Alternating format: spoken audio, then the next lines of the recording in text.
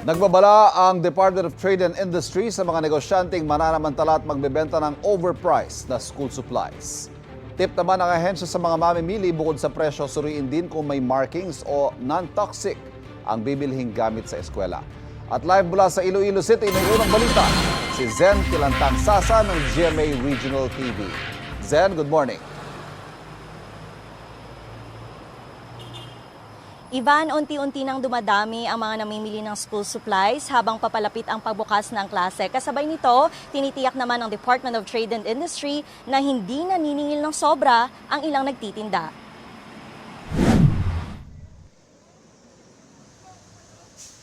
Mas pinaigting pa ng Department of Trade and Industry 6 ang pagbabantay sa mga establishmento sa Western Visayas kung ipinapatupad ang balik-eskwela gabay sa pamimili ng school supplies.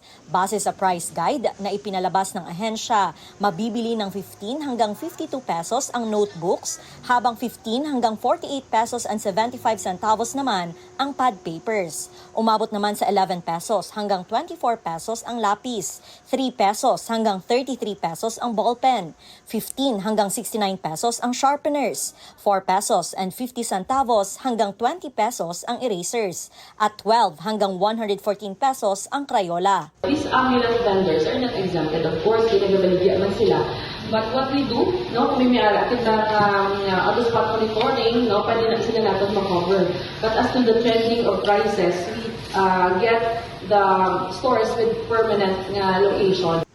Sa 89 stores na minomonitor ng DTI-6, wala pang may nakitang nag-overprice. Oras daw na may i-report na lumalabag, maghahain ng show cause order ang DTI. Quality is not commensurate to the price. It would be considered as factors for Deceptive Sales Act. So the Consumer Act would apply. Sa downtown area, nagko-comply naman ang mga establishmento sa ipinapatupad na SRP sa school supplies. May na si DTI na pricing, follow kami, pero mostly sa amon nga notebook kag other school supplies daw below kami sa ilang pricing.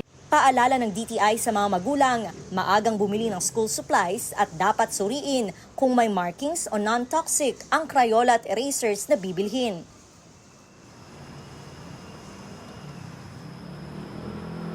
Ivan, may mga namimili na rin ng mga uniforme, 100 pesos pataas ang presyo ng blouse na pambabae, ang palda nasa 250 pesos, ang pantalon na panglalaki nasa 100 pesos pataas ang presyo. Ivan? Maraming salamat, Zen Kilantang Sasa ng GMA Regional TV. Kapuso, huwag magpapahuli sa latest news and updates, mag-iuna ka sa balita at mag-subscribe sa YouTube channel ng GMA Integrated News.